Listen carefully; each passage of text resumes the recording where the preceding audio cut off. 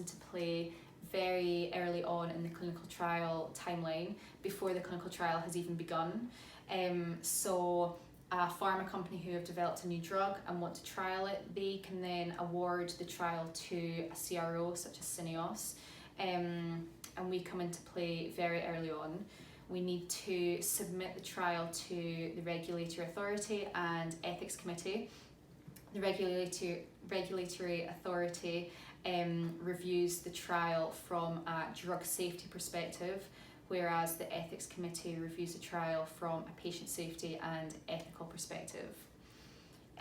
We're then involved throughout the trial as well during maintenance, because trial documentation is continually being updated. The protocol and study design may be updated, slightly altered as new drug information comes in. There's always new information throughout a trial, so various trial documentation needs to be updated, and we then need to submit that documentation to the regulatory authority and the ethics committee throughout the span of the trial as well. So because the regulatory authority are mainly focused on the drug safety, there are various drug documents that we need to submit, such as the investigator's brochure and the IMPD, documentation regarding the drug's manufacture, where it's going to come from, any previous trials it's been part of, etc, etc. We also need to submit the actual study protocol to the regulatory authority as well. Compared to the ethics committee, they are mainly focused on patient safety and if the study's ethical or not, so again we need to submit the protocol.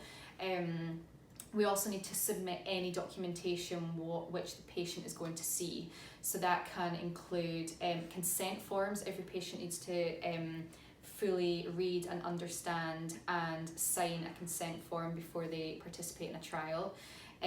So we need to be able to extract information from the protocol. We need to know the protocol very well to then be able to put it into layman's terms.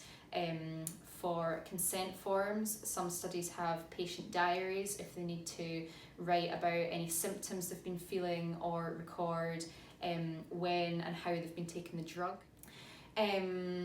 Simultaneous to this, we then also need to set up the sites, i.e. the hospitals who are participating in the trial. So we need to collect various documentation from the site to make sure that they are have the capacity and capability to participate in the trial. They have the required equipment, they have the right investigators, qualified people.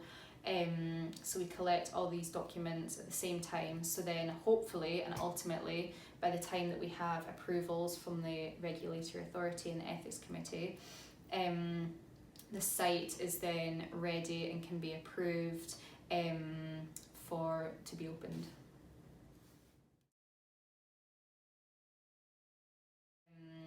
First off, experience within clinical trials to fully understand the regulations, to also know how to read and understand a protocol, because you're going to have to dismantle it a little bit for when you're doing submissions, and also be good with a computer, because there's various different websites, applications, software that you do need to use as part of submissions, which I guess is the same for a lot of roles within clinical trials these days. Everything is done via computers.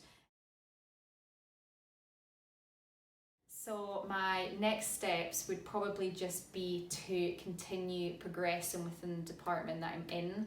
I feel like my experience has now guided me to confirm that this is where my passion and my expertise is. So basically just to continue progressing within the company structure.